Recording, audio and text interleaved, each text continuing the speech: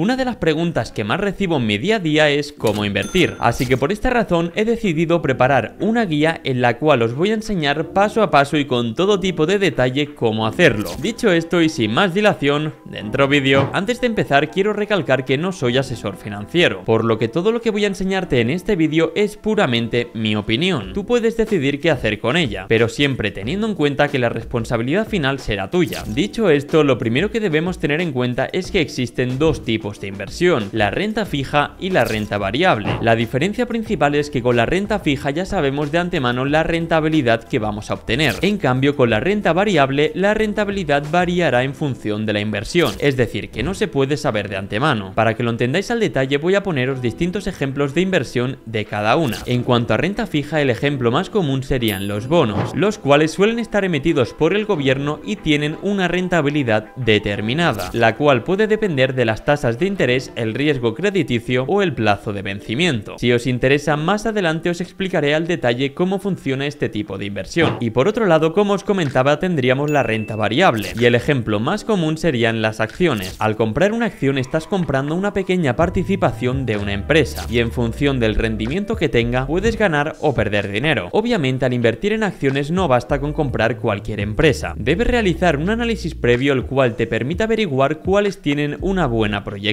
ya que en función del precio que tengan pueden ser una buena o una mala oportunidad. Llegados a este punto debes entender que ambos tipos de inversión son interesantes, aún así no son adecuados para todo el mundo, ya que dependerá en gran parte del perfil de riesgo de cada persona. Por esta razón, antes de invertir debes saber qué tipo de inversor eres. En cuestión existen tres tipos. En primer lugar tendríamos el perfil conservador, aquella persona que no está dispuesta a correr un mayor riesgo y que por lo tanto se conforma con una rentabilidad menor. Aún así sabe de antemano que su dinero está prácticamente garantizado y eso le da cierta seguridad. En segundo lugar tendríamos un perfil moderado. Es aquella persona que en comparación con el perfil conservador está dispuesta a correr un mayor riesgo. Aún así lo hace de forma controlada, sin ser demasiado precavido ni demasiado ambicioso. Esto le permitirá a largo plazo tener una rentabilidad mayor en comparación con el perfil conservador, ya que recuerda que en esta vida el que no arriesga no gana. Y por último tendríamos el perfil arriesgado, aquella persona que aun sabiendo que su dinero puede fluctuar significativamente decide hacerlo, ya que sabe que su rendimiento dependerá de hasta dónde esté dispuesta a llegar. Como habréis visto, cada perfil de inversor tiene ventajas y desventajas. Lo que quiero que entendáis es que ninguno es mejor que otro, todo dependerá de cada persona y de sus objetivos financieros. Llegados a este punto seguramente te habrás sentido identificado con alguno de los perfiles que he mencionado, así que a continuación, dependiendo del perfil de inversor que seas, voy a mencionarte distintos tipos de activos en los cuales puedes invertir. Para aquellos que seáis del perfil conservador tendríamos los bonos. Son instrumentos financieros que, como os comentaba, pertenecen a renta fija, es decir, que su rendimiento ya está determinado de antemano. Lo interesante de este tipo de activos es que están emitidos por entidades, ya sean gobiernos, empresas o instituciones. Su funcionamiento es muy sencillo. Al comprar un bono, nosotros estamos prestando dinero al emisor, por ejemplo al gobierno, y en función de ese dinero nos ofrecerán unos intereses de forma periódica, y el capital que hayas invertido se te devolverá en su totalidad en la fecha de vencimiento del bono. Para que te hagas a la idea, estos bonos tienen, por así decirlo, una fecha de caducidad, y una vez llega esta fecha, la entidad se compromete a devolverte la totalidad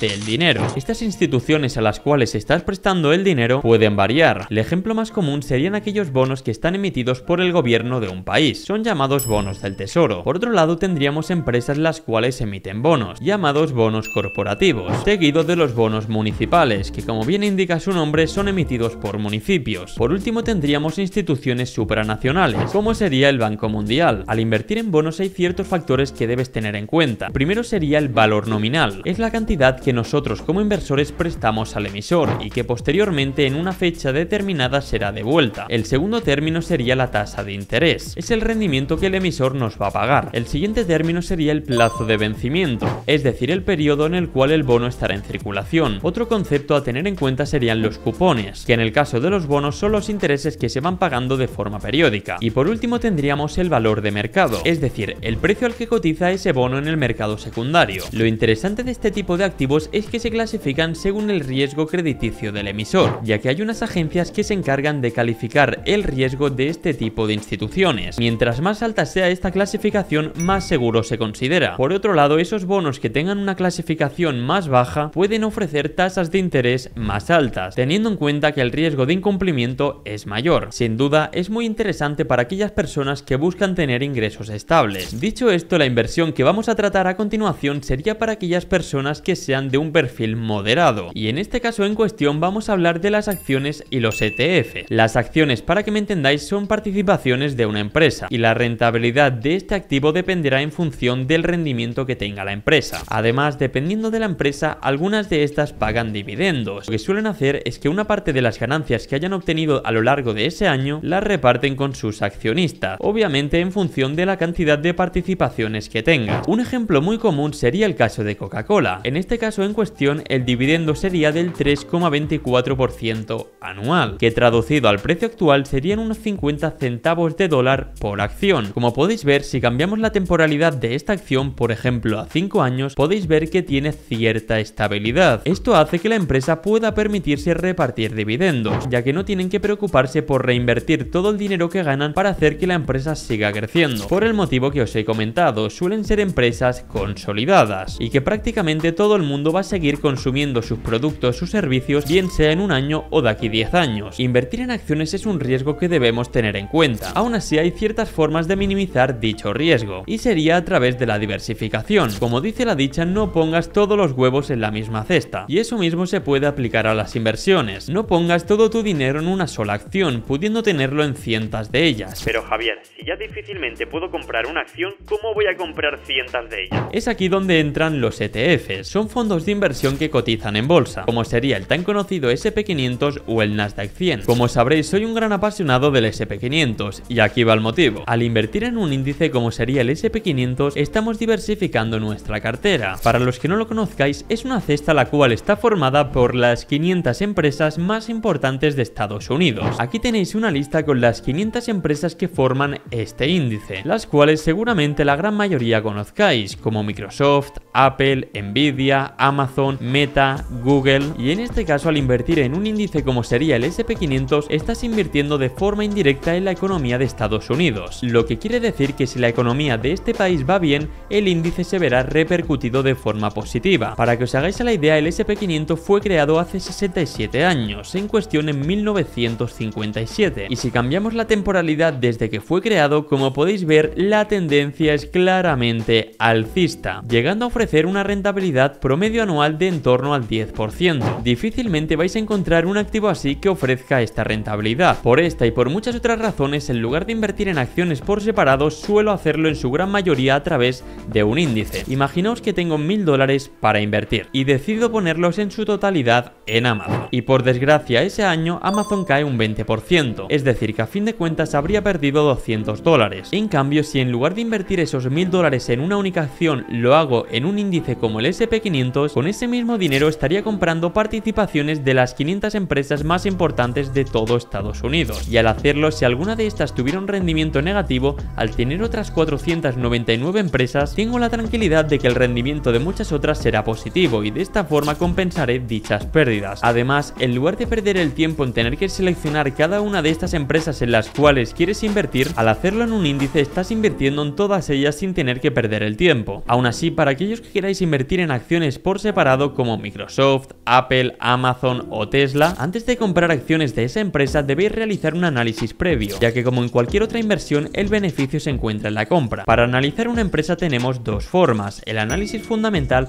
y el análisis técnico. Normalmente la gente suele pelearse entre si es mejor una o es mejor la otra, pero bajo mi punto de vista no es mejor ni una ni otra, sino combinarlas ambas. De esta forma conseguiremos los beneficios que aportan cada una. El análisis fundamental básicamente consiste en evaluar el valor intrínseco de esa compañía a través del estudio de factores macroeconómicos, es decir, a través de noticias, datos o información referente a esa empresa o ese sector en cuestión. Algunos de los factores más importantes a tener en cuenta a la hora de realizar el análisis fundamental de una empresa serían los siguientes. En primer lugar, tendríamos los estados financieros de esa empresa, como el balance general, el estado de resultados o bien el flujo de efectivo, para que de esta forma podamos ver la rentabilidad, solvencia o capacidad de generar ingresos a largo plazo. Por otro lado, tendríamos los factores macroeconómicos, como el crecimiento del PIB, tasas de interés, inflación o básicamente políticas gubernamentales que puedan afectar al desarrollo de esa empresa. Lo siguiente sería la industria y competencia, es decir, el entorno competitivo que puede puedan tener y por el cual la empresa se pueda ver afectada. Y por último, su gestión y estrategia empresarial. Se evalúa la calidad de gestión de la empresa y su capacidad para efectuar estrategias efectivas. Mientras que por otro lado tendríamos el análisis técnico, que en resumidas cuentas consiste en prever futuros movimientos de precio en ese activo, bien sea haciendo uso de indicadores o patrones gráficos. Los indicadores básicamente son herramientas que nos permiten previsualizar el precio que pueda alcanzar un activo a largo plazo, como por ejemplo el RSI. Normalmente cuando el precio se sitúa por encima del nivel de 70 suele decirse que está sobrecomprado, y cuando se encuentra por debajo del nivel de 30 decimos que el activo se encuentra sobrevendido, y es entonces cuando puede ser un buen punto de compra. Aún así, mi recomendación es no solo basarse en los indicadores, sino también hacer uso de patrones junto a los soportes y resistencias. Los patrones básicamente son figuras de precio en las cuales el precio a largo plazo suele repetirse. Por ejemplo, si os fijáis, aquí veo claramente un canal, ya que como podéis ver, el precio va rebotando como si de una montaña se tratase,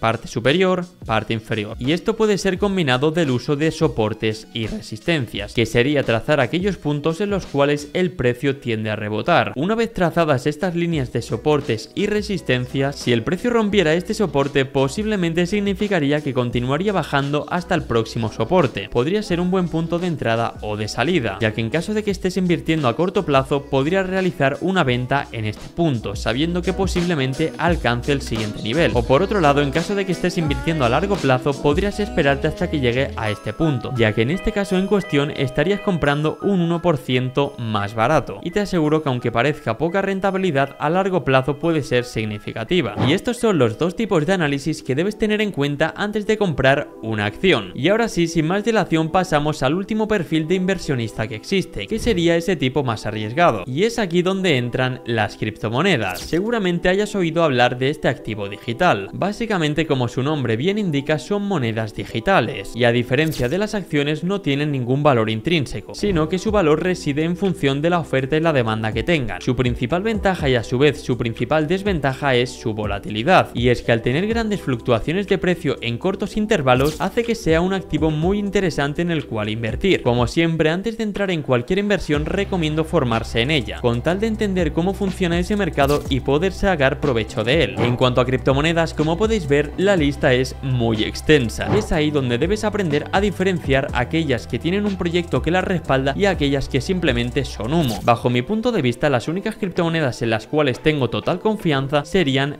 Bitcoin y Ethereum. El resto de las criptomonedas se las consideran altcoins, que no digo que sean malos proyectos, sino que llevan menos tiempo en el mercado y por lo tanto su track record, es decir, su trayectoria, no está tan consolidada como la de estas dos criptomonedas. Como podéis ver, la rentabilidad de estos activos habla por sí sola. En este caso, Bitcoin en tan solo 7 días ha tenido un rendimiento del 20%, una rentabilidad que con suerte conseguirías a lo largo de un año invirtiendo en una acción. Te lo comento para que puedas apreciar los distintos rendimientos que puede ofrecer un mercado u otro, pero no todo es tan bonito como parece, ya que seguramente haya algún proyecto el cual estas últimas semanas haya tenido un fatal desenlace. Como podéis ver, esta criptomoneda en cuestión esta última semana ha bajado más de un 17%. Por esta razón, pese a que haya monedas que hayan tenido cerca de un 200% esta última semana, no es oro todo lo que reluce. Así que si de verdad quieres ganar dinero en este mercado, asegúrate de hacerlo en la criptomoneda adecuada. Y no solo eso, sino también en el momento oportuno. Para que te mentalices, cada ciclo de criptomonedas tiene una duración de 4 años, en los cuales la primera fase sería la de acumulación. Esta etapa se inicia tras el final del ciclo anterior, cuando los vendedores han abandonado el mercado y se percibe que los precios empiezan a estabilizarse. La segunda sería la fase de mercado. Es cuando el mercado sube de precio a un ritmo creciente. Posteriormente nos encontramos con la fase de distribución, en la cual tanto compradores como vendedores se encuentran en equilibrio, y esto provoca una etapa de incertidumbre, ya que no se sabe realmente si esto va a dar comienzo a una etapa bajista o va a continuar siendo una etapa alcista, que por experiencia propia cuando sucede se da la cuarta fase, llamada markdown, o también conocida como fase bajista, la más aterradora para la mayoría de inversores. Es cuando la oferta supera la demanda. Esto provoca una bajada de precios generalizada, la cual puede tener una duración de entre 1 y 2 años. Hasta aquí los distintos activos en los cuales puedes invertir dependiendo de tu perfil de riesgo. Para finalizar, os voy a enseñar cómo podéis invertir en los activos que he mencionado. Para invertir en acciones o ETFs debéis hacerlo a través de un broker, que básicamente es una plataforma de inversión. En mi caso yo utilizo la plataforma de QuantFury, ya que no cobra comisiones de ningún tipo y me permite operar operar todos los activos que he mencionado desde una misma plataforma. Además, si os registráis con el código Javier y realizáis un depósito en vuestra cuenta de al menos $50, recibiréis una acción o criptomoneda de hasta $250. Si os interesa, en mi canal de YouTube tenéis un tutorial completo en el que os explico paso a paso y de forma sencilla cómo funciona. En caso de que no queráis utilizarla, sois libres de hacerlo con cualquier otra. Y por último, para invertir en criptomonedas podéis hacerlo de dos formas. La primera de ellas a través de un broker como QuantFury y la segunda a través de un exchange, que básicamente es una plataforma la cual está especializada en la compra-venta de criptomonedas, y a diferencia de un broker tendrá mayor disponibilidad de criptomonedas las cuales poder operar. Hasta aquí esta guía en la cual os he intentado explicar de forma sencilla cómo invertir en 2024. Como habréis podido ver, en parte todo dependerá del nivel de riesgo de cada persona. Aún así he tratado de simplificarlo lo máximo posible. Ya sabéis que si tenéis cualquier duda podéis dejármela en los comentarios y estaré encantado de responderla. Por último, si te ha parecido interesante este vídeo, házmelo saber con un buen like, y si no estás suscrito recuerda hacerlo para no perderte próximos vídeos de este estilo. Dicho esto y sin más dilación, nos vemos en la próxima.